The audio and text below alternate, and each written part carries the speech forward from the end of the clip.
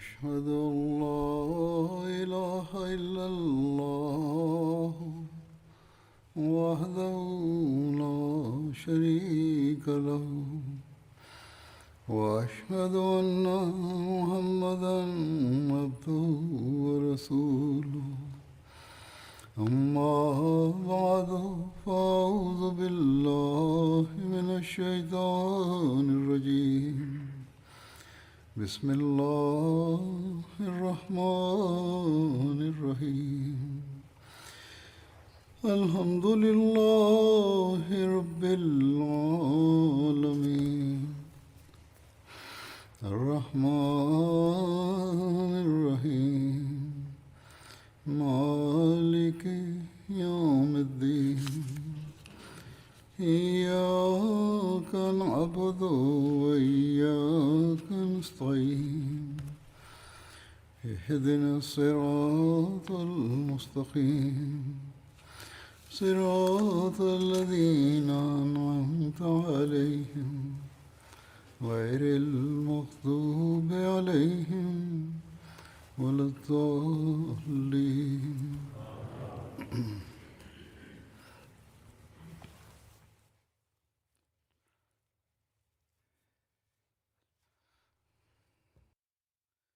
Hazreti Ebubekir döneminde ki Suriye'ye yapılan sefer ve savaşlardan bahsediyordum. Şam'ın ele geçirilmesi Hicretten 13. yıl sonra olmuştu. Bundan size bahsetmek istiyorum. Hazreti Ebubekir döneminde yapılan son savaşlardan birisiydi. Şam'la ilgili olarak bildirildiğine göre Şam çok eski bir şehirdi Suriye'de. O başkent olup çok uzun bir tarihi vardı. O putperestlerin bir merkeziydi.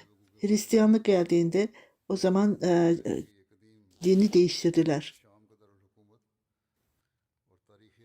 Çok önemli bir ticaret merkeziydi. Birçok Araplar oradaydı. Müslüman karavanlar da, ticaret karavanları da, kervanları da oradan geçerdi. Onun içindir ki o bölgeye alışkanlık vardı.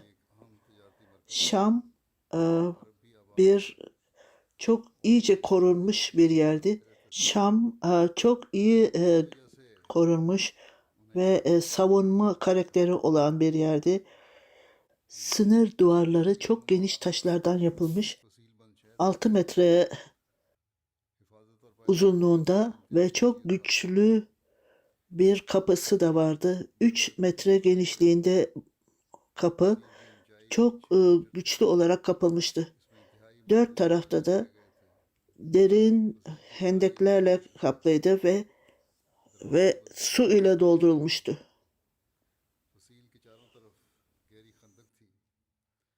Şam çok güçlü olarak korunmuş ve içeriye girmek çok zordu. Hazreti Ebubekir Suriye'ye orduyu gönderdiğinde Hazreti Übade'ye bir tabur vererek oraya gitti. Humus'a gitmesini istedi. Suriye'nin bir önemli şehirlerinden birisidir.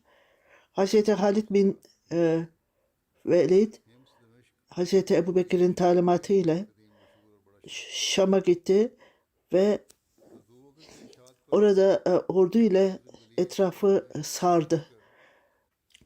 Suriyeliler duvara çıkarak Müslümanlara ok atmaya başladılar.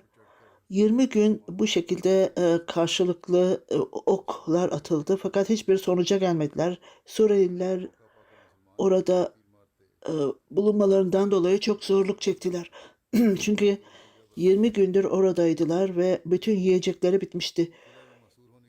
And Şamlılar dışarıdaydılar çünkü orada hiçbir yiyecek kalmamıştı.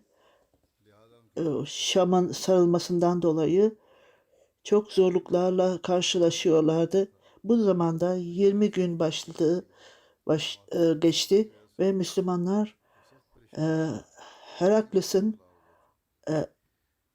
Ecnede'nin kralı beraberce toplanarak büyük bir orduyu, Bizantin ordusunu toplandılar. Hazreti Velid Berbeşerki'yi bırakarak Hazreti Ebu Beyde'ye geldi ve orada onu ona fikirlerini sordu ve biz bu Damaskus'a gidelim, Ece'dene gidelim ve Bizantin ordusuna karşı gelelim ve Allah kısmet ederse geri döneriz.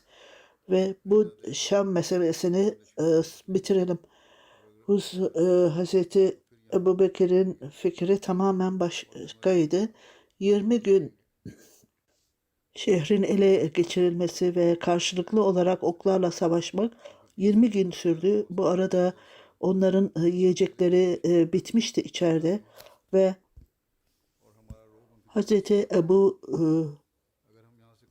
Übeyde benim fikrim farklıdır dedi.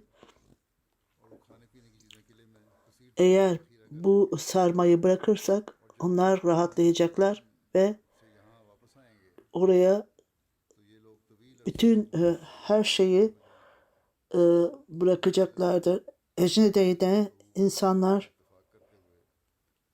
daha uzun dönemde harcayabilir. Hazreti Halid, Hazreti Ebu Beyde'nin fikriyle aynı kararda oldu ve Müslümanların diğer liderleri ve pozisyonları saldırılarınıza devam edin dediler.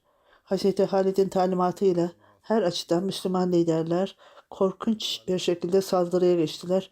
Bu şekilde 21 gün geçti. Hazreti Halid onlara bu saldırıları durdurmalarını istedi. Ve Barbı Şerki'nin kapısı da saldırıları daha da hızlandırdılar. Şam insanları çok üzüntülüydüler. Hazreti Halid saldırılara devam ettiler ve bu savaşa devam ettiler. Bizanslılar ellerini çırparak dans ediyor ve mutluluklarını belli ediyorlardı. Müslümanlar onlara hayretle baktılar. Hazreti Halid bin Velid bir tarafa bakarak çok büyük bir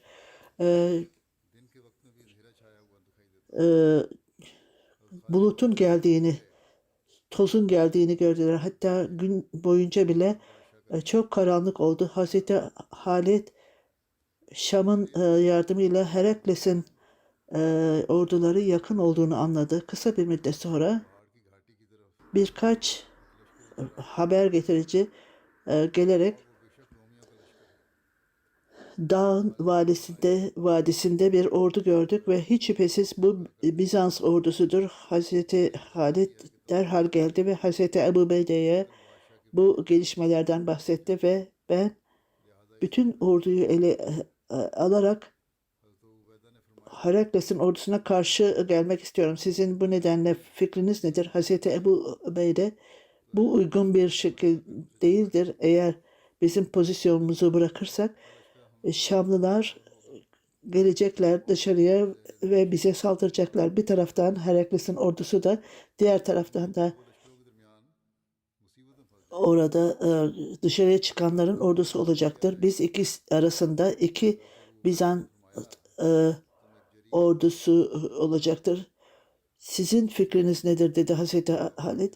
Ebu Beyde güçlü savaşçıları seç ve bir saldırıları hazırla. Hazreti Hazar bin Ahmet 500 biniciyle Hazreti Zarar'ın bir ordusu oldu ve orada 5000 kişi vardı diye denilmektedir başka bir her neyse 500 ordu 500 kişiyle onlara Bizans ordusuna karşı geldiler. Bazı askerler onlar çok geniş bir ordudur. Biz sadece 500 kişiyiz dediler. Bizim için geriye dönmemiz daha iyidir ve kendi ordumuzla birleşelim ve böylece bunlarla savaşalım. Hazreti Zarar O düşmanların çok büyük sayısıyla korkmayın. Birçok Allah Teala birçok kereler küçük orduları bile zafere ulaştırdı. Allah Teala arkasını dönenlerden memnun olmazlar.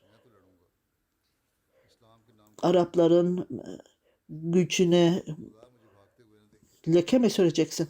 Ben İslam adına yemin ediyorum ki Allah hiçbir şekilde geri çıktığımı görmeyecektir. Bütün Müslümanlar aynı şekilde bizler kendimizi İslam için feda edeceğiz ve şehit olacağız.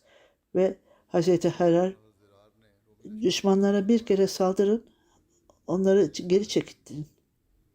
Müslümanlar Hazreti Harar'ın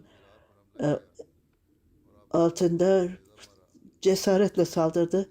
Düşmanlardan bazıları Hazreti Arar'a saldırdı ve o sağ tarafında onu yaraladı ve kan dökülmeye başladı. Kan akımı. O düşmana bir dakika onun kalbine geldi ve o düşmanın ona saldıran düşmanın kalbine geldi ve düşmanın kalbine saplandı bu ve ona doğru giderek onu yakaladı. Çünkü sahabeler bunu gördü. Son derece üzüldü. Çünkü onun elinde silahı yoktu ve Hazreti Zarar Halid'e giderek çok o da üzüldü ve tekrar düşmanlarla ilgili haber almaya başladı. Hazreti Ebu Ubeyde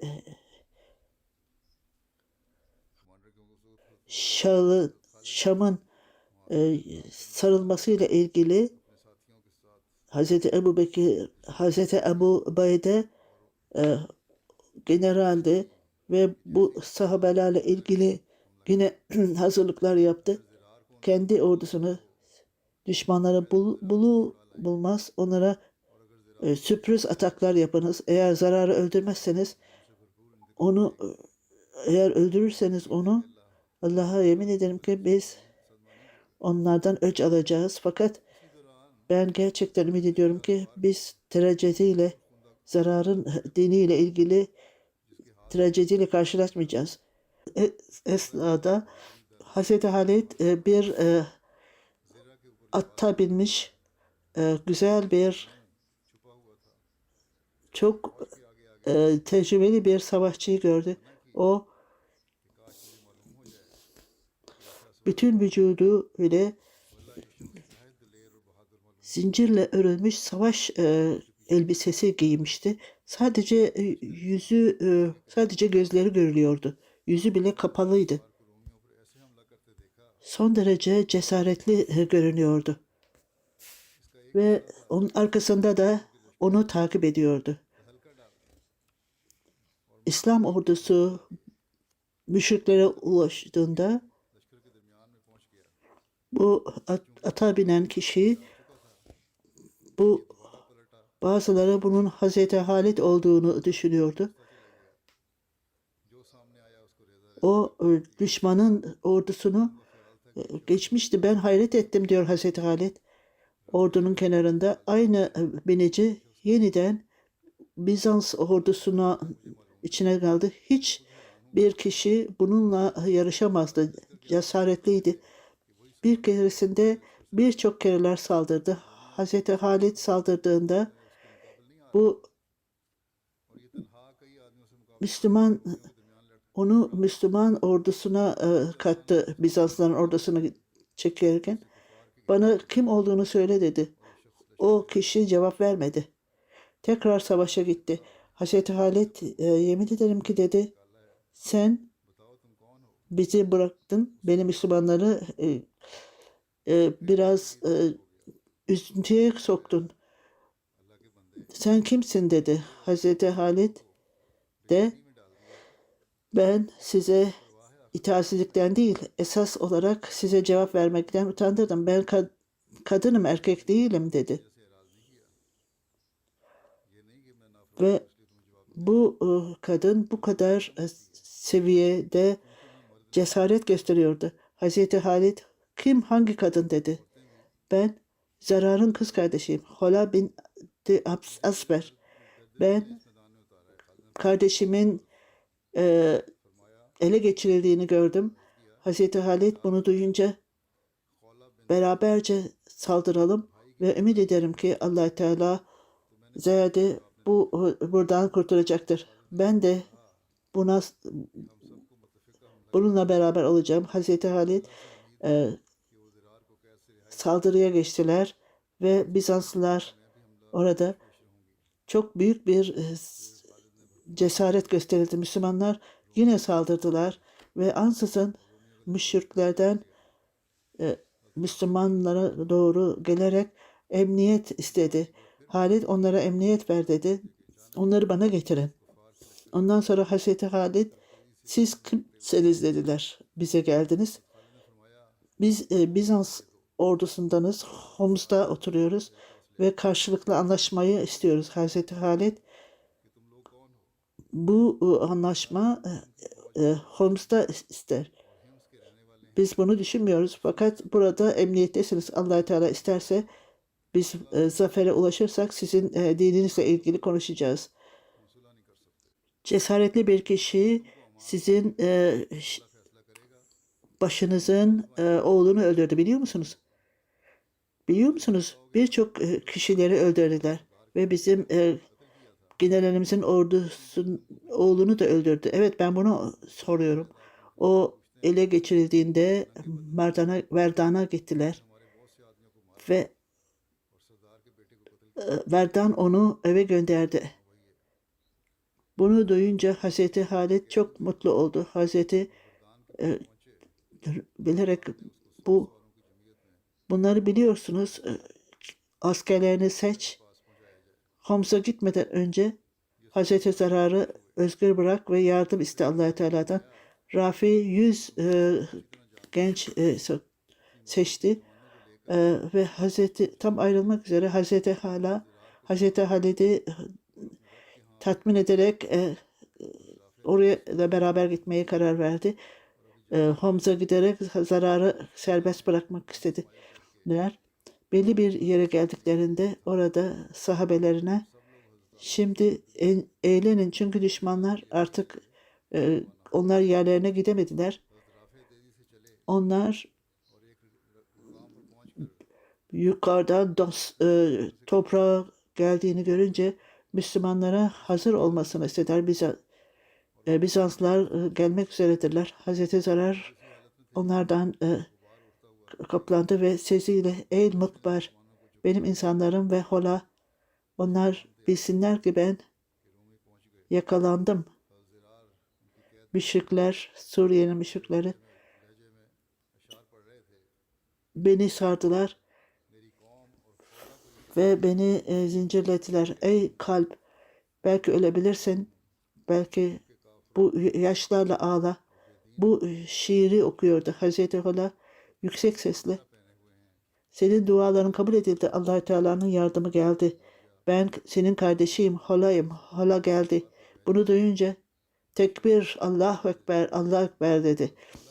Ve ondan sonra saldırdı. Müslümanlar Allahu Ekber deyince onlar da saldırdılar. Müslümanlar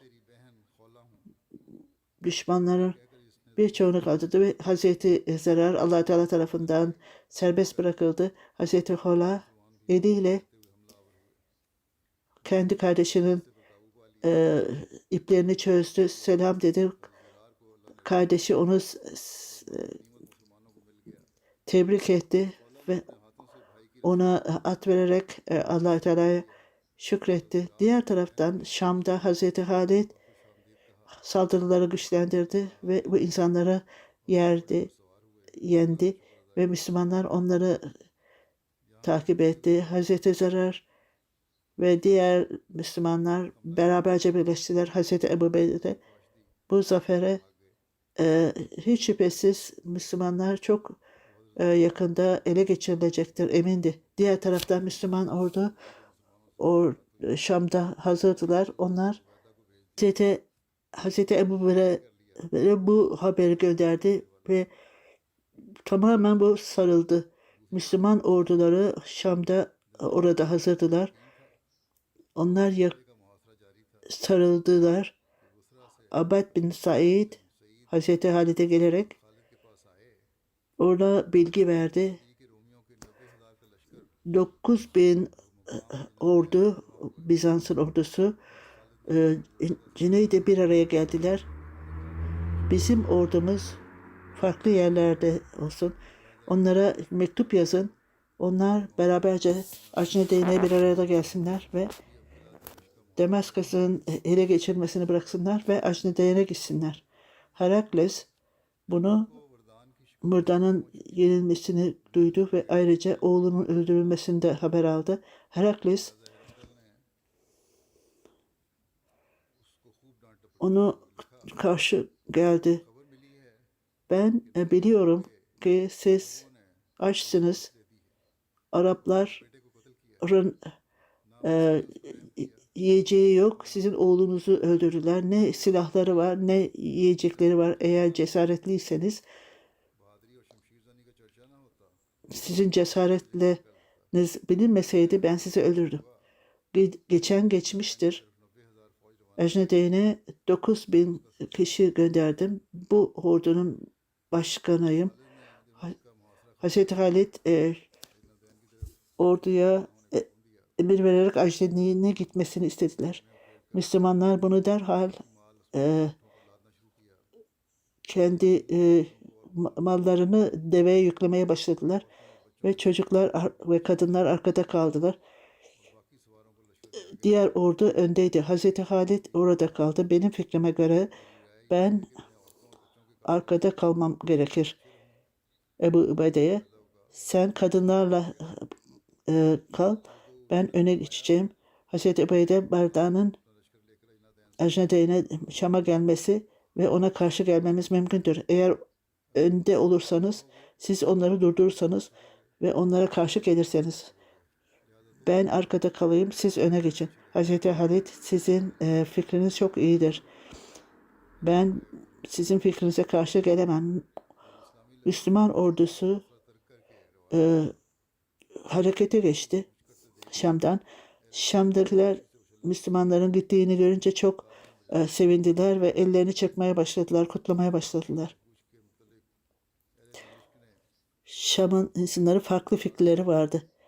Onlar çok geniş, Ecnede'de geniş orduyu görünce beraberce diğer Müslüman orduyla gelerek savaşacaklardı.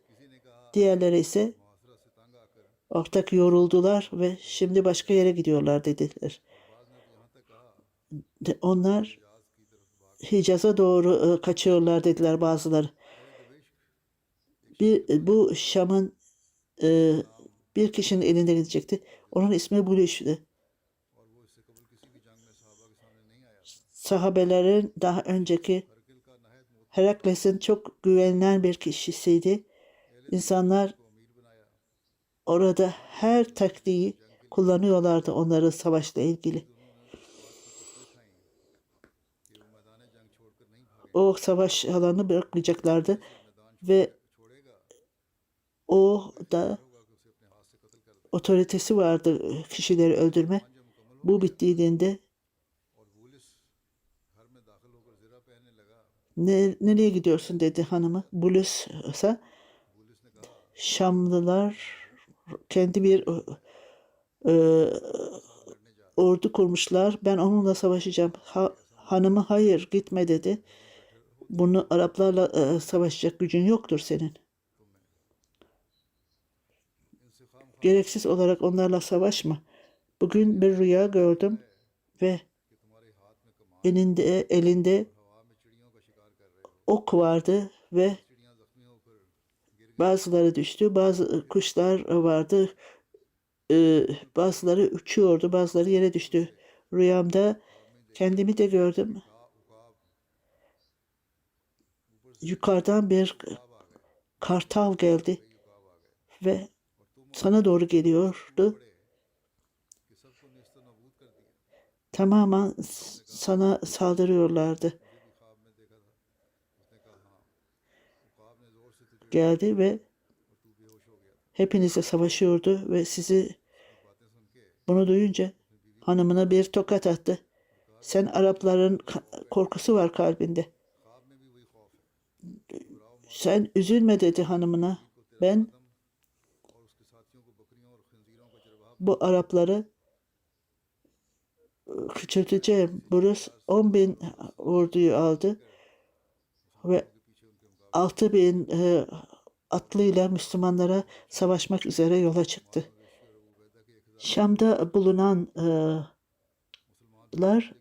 Bulus'un emri altında idiler. O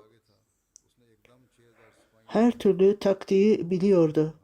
Bulus Müslümanlarla savaşmak üzere Hazreti Ebu Ubeyde ve çocuklarını takip etmeye başladı. Bulus öndeydi. 6.000 kişiyle Hazreti Ebu Ubeyde'ye saldırdı ansızın.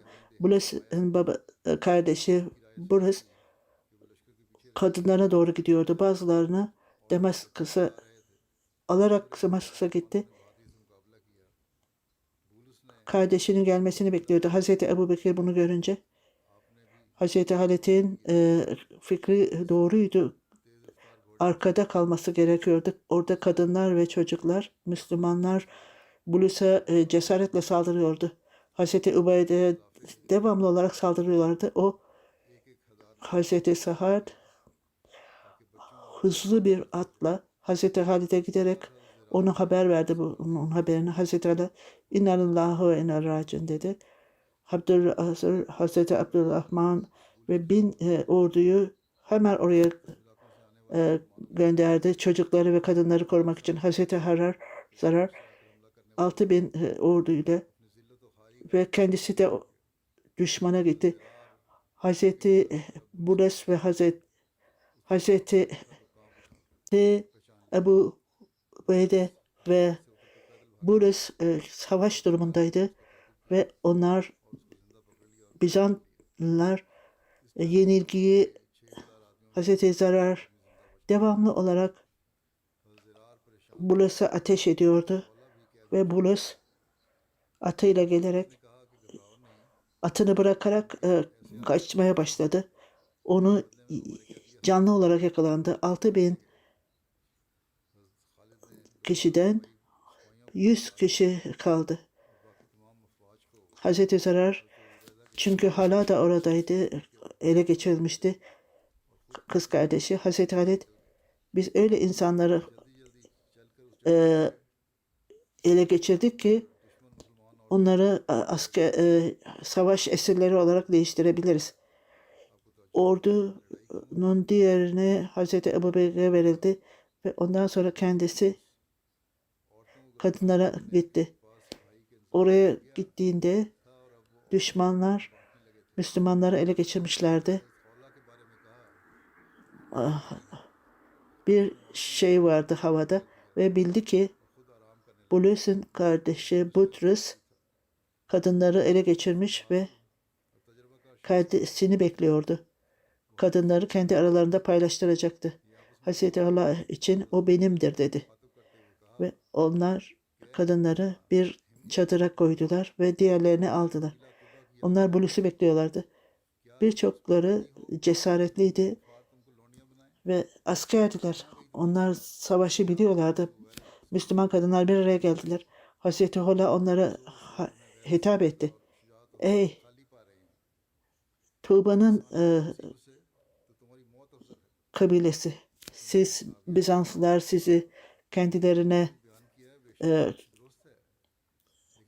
kadın olarak seçsinler.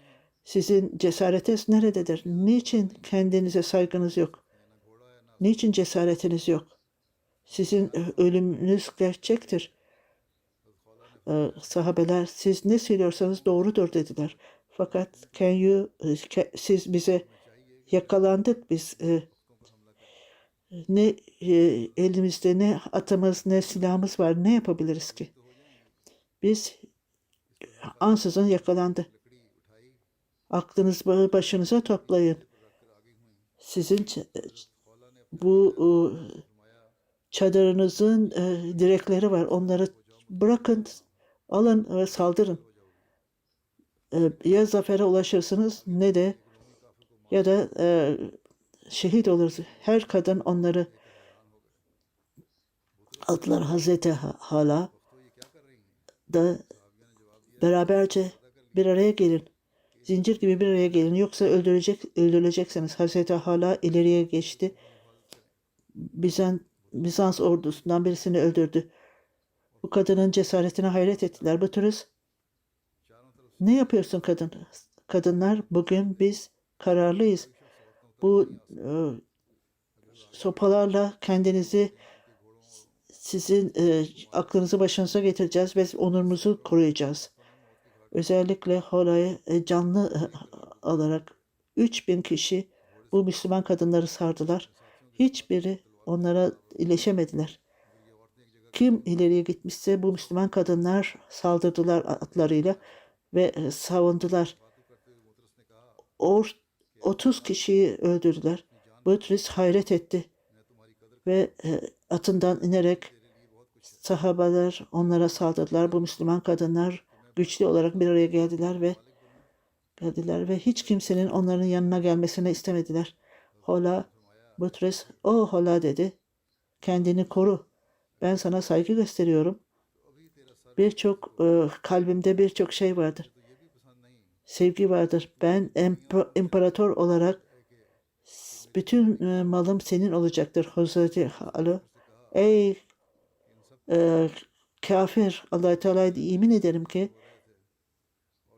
senin başını keseceğim. Ben düşmanlarıma, mallarıma bile e, e, yanaşmanı istemem. Butrus bütün bu kadınları öldür dedi. Bir saldırıya geçmek üzereyken Müslümanların Hazreti Halid geldi ordusuyla.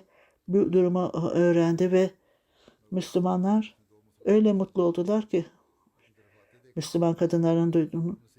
Düşmanlara saldırdılar. Hazreti Allah Teala'nın yardımı geldi diye bağırdı. Butrus Müslümanları görünce son derece üzüldü. Kaçmaya başladı ve iki askerin ona geldiğini gördü. Hazreti Halid ve Hazreti Zarar da Hazreti Zarar ona saldırdı ve atından inerek düştü. Tekrar ona saldırdı Hazreti Halid ve düştü. Müslümanlar birçok Bizanslıları öldürdü. Ayakta kalanlar kaçtılar. Hazreti Halid döndü ve Bulus'u çağırarak İslamiyet'i ona tanıttı. İslamiyet'i kabul edebilirsin, yoksa kardeşimiz gibi sana muamele edeceğiz. Benim kardeşim ne olacak? Hazreti Halid öldürüldü dedi o. Bulus kendi kardeşinin sonunu görünce şimdi artık hayatın önemi yoktu. Ben kardeşimin yanına gideyim dedi. O da öldürüldü. Müslümanlar bir araya geldiler Ajdinal'da. Bundan bahsetmiştim daha önce diyor huzur. Bu ikinci kez Şam'ın sarılması. İkinci saldırmada Şam'ın sarılmasında Ecnedeyn Savaşı'ndan sonra Hazreti Halid Müslüman ordusu Damaskus'u Şam'a tekrar getirdiler. Damaskus'un insanları, Ecdenleri bildiler Bizans ordusunun yenilgisini. Müslüman ordunun da şimdi Şam'a geldiğini, döneceğini duyunca çok huzursuz oldular ve geniş miktarda insanlar yiyecek vesaire buldular içeride. Eğer uzun zaman kalırsa bu beraberce olmak, bütün savaş silahlarını bir araya getirdiler ve ayrıca oradaki duvarlarda bütün silahları duvarın içinde sakladılar. Müslümanlar orada kamp kurdular, daha yaklaştılar. Hazreti Halid bütün Şam'ın kapılarını farklı liderleri atadı. Doma Şam'ın lideriydi ve Şam'ın akıllı insanları Doma'ya fikir verirlerdi. Onlarda güçlü yoktu. Müslümanlarla ya anlaşacağız, ne isterlerse onlara kendinizi gösterin. Doma gururlu bir kişiydi ve ben Araplara hiç değeri olduğunu düşünmüyorum dedi. Ben Herakles'in damadıyım ve onun yardımcısıyım. Hiç kimse, hiçbir Arap bu topraklarda olamaz. Herakles'ten bir ordu gelmektedir. Roma onlara, Müslümanlara her taraftan saldırmasını istedi. Birçok Müslüman öldürüldü ve yaralandı. Hazreti Aman bin Said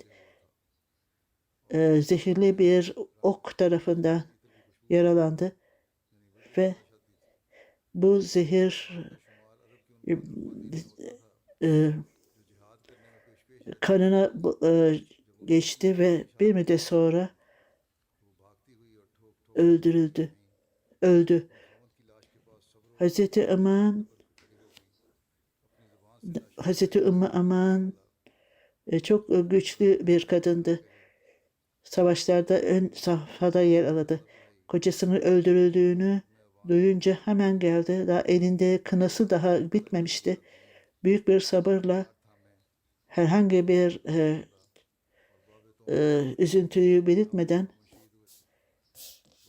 kocasından ayrılmakla ilgili olarak şiir söyledi. Hazreti onun cenaze namazını kıldı ve yüzünü salarak Doba'ya gitti. O kocasının öldürüldüğü yerde. Ümmü Aman savaşa girdiğinde Müslümanların yanında çok savaştı ve okuyla birçok Bizanslıları öldürdü ve Doma'nın sembolünü gördü. Bir haç vardı. O altından yapılmıştı. Bu haç çok değerliydi. Değerli taşlar vardı. Bizanslıları savaşa kışkırtarak dua için kullanıyordu. Ümmü Aban bu kişiyi vurdu ve haç elinden düştü.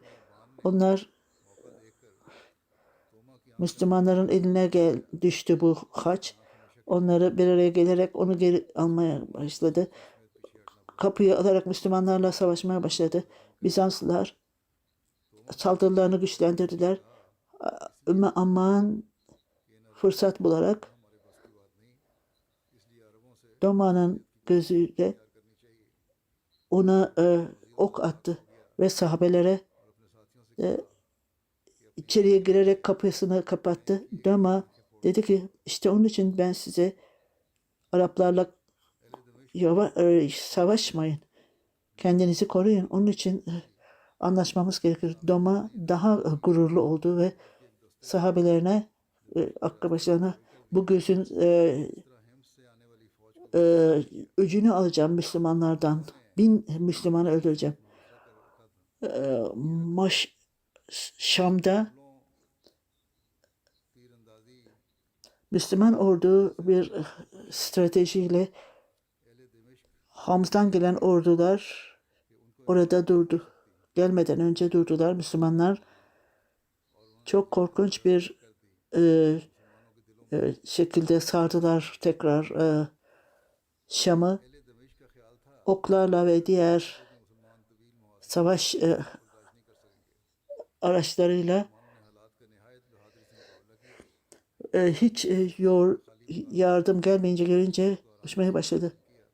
Müslümanların duyguları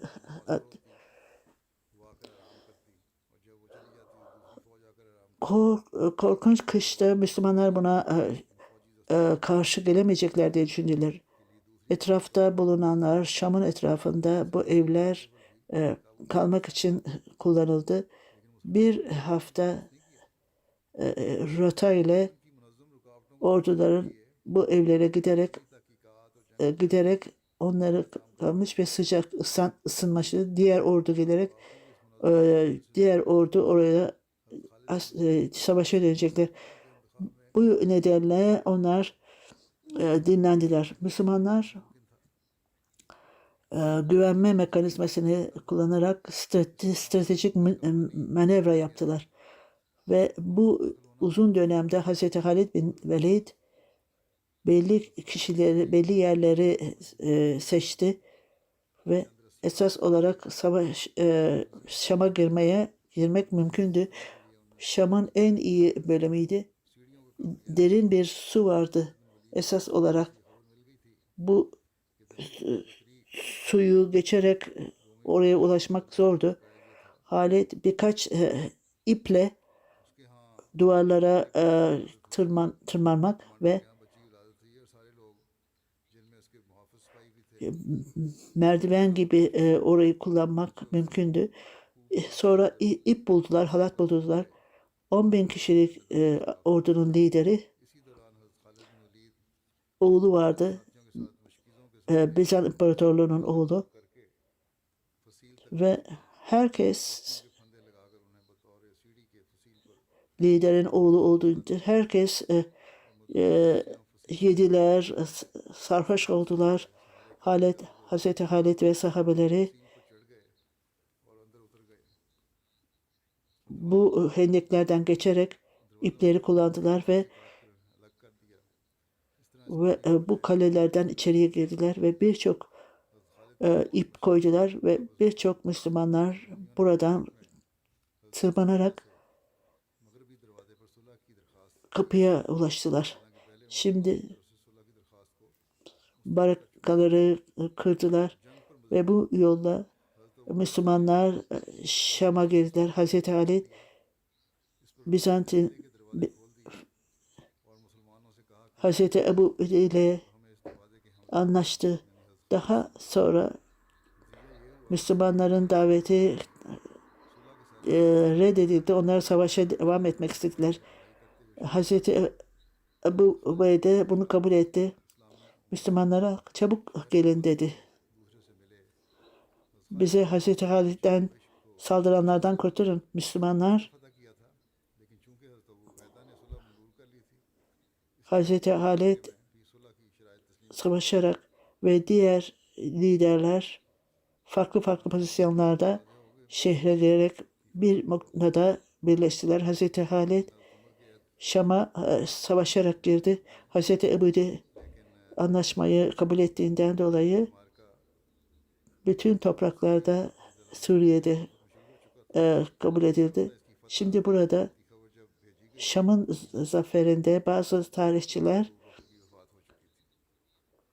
halifet Hazreti Ömer'in döneminde olduğunu söylerler. Esas olarak Suriye'nin ele geçirilmesi Hazreti Ebubekir döneminde başlamıştı ve zaferle Medine'ye gitmiş Hazreti Ebubekir vefat etmişti. İşte bu son savaştı Hazreti Ebubekir'in döneminde. İnşallah farklı Hazreti Ebubekir'in hayatından değişik bölümleri anlatacağım. Bazı insanlar vefat etti geçenlerde. Onlardan bahsedeceğim. Birincisi Ömer Ebub sahip Filistin Ahmediye Müslüman Cemaati'nin sadırıydı. 15 Ağustos'ta vefat etti. 70 yaşında vefat etti. İnnalillahi ve innalillahi raciun. Ömer Ebub sahip 2010 yılında MTA El Arabiye vasıtasıyla Ahmediye cemaatinin ne öğrendi. Haber aldı. Bununla ilgili olarak ben ilk kez olarak Müslüman Televizyon Ahmediye'yi MTA'yı seyretmeye başladığımda oradaki insanların takva sahibi olduğunu gördüm. Bir taraftan Müslümanlar hırsızlık yapıyorlar, kanlarını döküyorlar. Bir diğer taraftan Ahmediye cemaati talimatlar vererek namaz ve Kur'an-ı Kerim'i söylemektedirler. Ben motive ettim. Bu gerçek İslam'ın talimatı ve cemaatidir dedim. İstihareden sonra bir rüya gördüm. Bu gerçek bir cemaattir. Ta ölünceye kadar söz verdim. Daima bu cemaate bağlı kalacağım dedim diye karar verdim. Söz verdim. Her güçlükte orada kararlıydı ve ta ki hayatta olduğum sürece sözüme bağlı kalacağım, kesinlikle bağlı kalacağım dedi. Biat ettikten sonra hanımı bir rüya gördü. Birkaç Ahmedi oradaydı. Mükerrem Ömer sahip kocası bir odaya aldı. Onları yıkadı ve göğsünü temizledi. Biz sizin en güzel şekilde kocanı geri görüyoruz. O hilafete son derece sevgisi vardı. Son derece Ahmediye Müslüman cemaatine bağlıydı. Evinde giriş katını Ahmediye cemaatine heba etmişti. Hem bayram namazını ve cuma namazlarını evinde kılardı. Oğlu cemaate bağışlanmıştı, diyor oğlu. Hastalığın esnasında Ahmediye cemaatinden vazgeç diyordu. Fakat buna rağmen devamlı olarak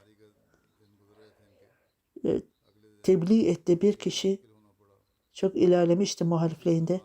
Onunla karşı karşıya muhalifi tamamen sessiz bıraktı. Hastalığından dolayı hastalık günlerinde ertesi günü acil servise kabul edildi. Oğlu muhalif liderlere benim babamı bırakın. Onu hiçbir zaman tatmin edemezsiniz dedi liderlere. Oğlu ölmeden önce ölümümü Hazreti Bilal'e beni götürün. Devamlı olarak Hazreti Bilal mayallah Allah Teala ona benim sevgili Resul-i Ekrem sallallahu aleyhi ve sellem'e dönüyorum. Onun sahabelerine dönüyorum dedi. Çok sevecen bir kişiydi. Arkasında hanımı 3 oğlu ve 4 kızını bıraktı. Allah Teala çocuklarına da Ahmediyeti kabul etmelerini nasip etsin. Henüz daha onlar Ahmedi değildir. Allah Teala onun makamını yükselsin. Ondan sonraki Şeyh Nasir Ahmet Tarparkar, Pakistan'da 93 yaşında vefat etti. İnnalillahi ve inna raciun. İlk Ahmediydi. 1969'da Ahmediyeti kabul etti.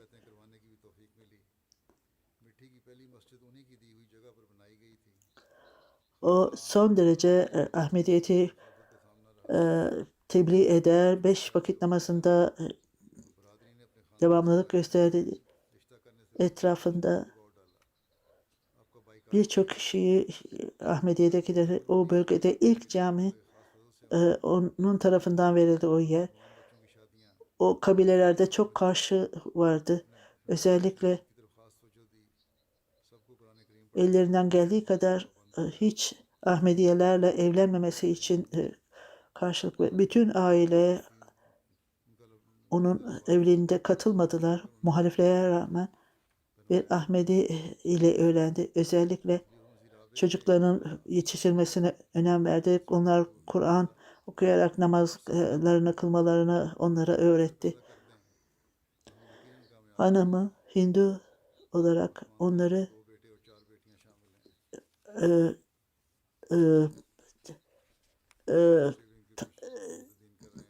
tesettür yapmasını öğretti. 4. Halife Hazretleri onu överek hiç şüphesiz bu 2 oğlu 4 kızını bıraktı. Çok başarılı bir kişiydi 4. Halife Hazretleri. Bazı oğullarından bazıları vakfi zindegidir. Allah-u Teala onun makamını yükselsin. 3. cenaze Malik Sultan Ahmet Vakfı Cedid'de öğretmendi daha önce. O da vefat etti. 84 yaşında. İnna lillahi ve inna ileyhi raciun. 1938'de doğdu. Ahmedi olarak doğdu. Ahmediyet onun ailesinde başladı. Seccade sahip babası vasıtasıyla ikinci halife zamanında Kadiyan'a kendisi gitti ve orada biat etti. Orta öğretimini 1960'da Vakf-ı Cedid altında hayatına vakfetti. Onun kabul edildi. Dördüncü Halife Hazretleri Vakf-ı Cedid'de çalışırken onun emri altında çalıştı. 1960'da Tarparkar'a gönderildi. Orada misyonerdi. Pakistan'ın diğer yerlerinde de kaldı. 38 yıl hizmet yaptı, hizmet verdi.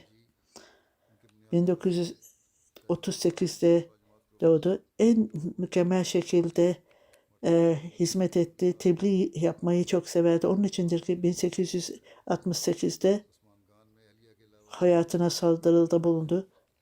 Çok sosyal, misafirperver ve çok iyi bir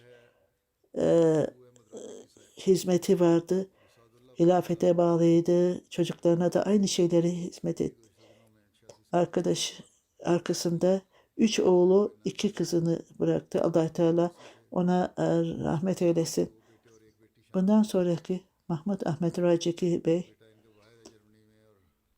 Mande Bahauddin'de Pakistan'da o da vefat etti.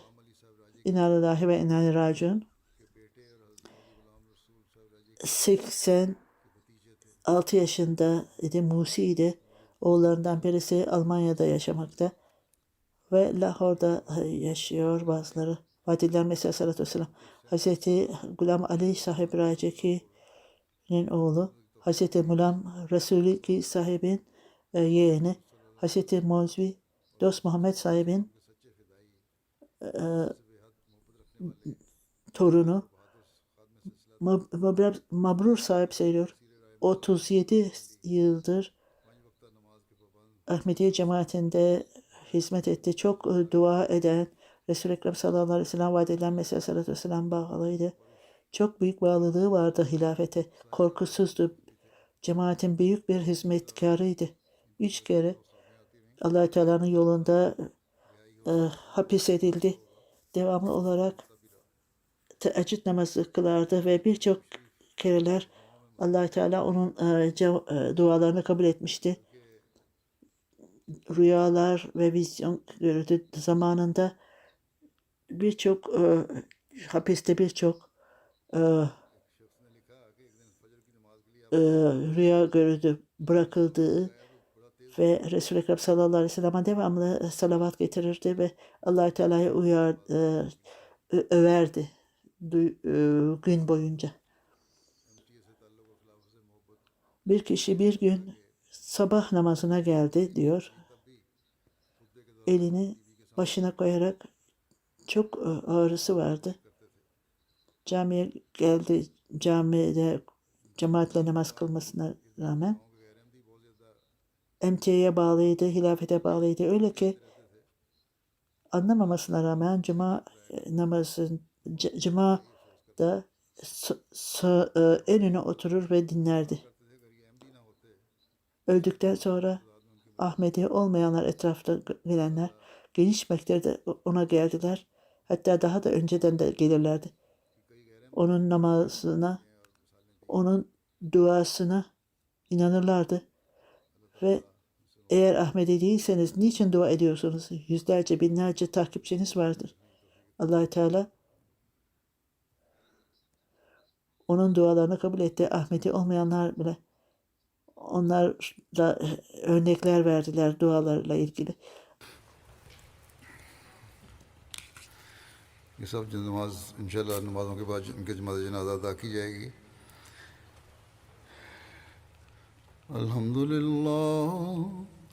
अल्हम्दुलिल्लाह नहमदुहु व नस्तईनुहु व नस्तगफिरुहु ونؤمن به ونتوكل عليه ونعوذ بالله من شرور أنفسنا ومن سيئات أعمالنا من يهده الله فلا مضل له ومن يضلل فلا هادي له ونشهد أن لا إله إلا الله ونشهد أن محمدا عبده ورسوله عباد الله رحمكم الله إن الله يأمر بالعدل والإحسان وإيتاء ذي القربى وينهى عن الفحشاء والمنكر والبغي يعظكم لعلكم تذكرون اذكروا الله يذكركم وادعوه يستجب لكم ولذكر الله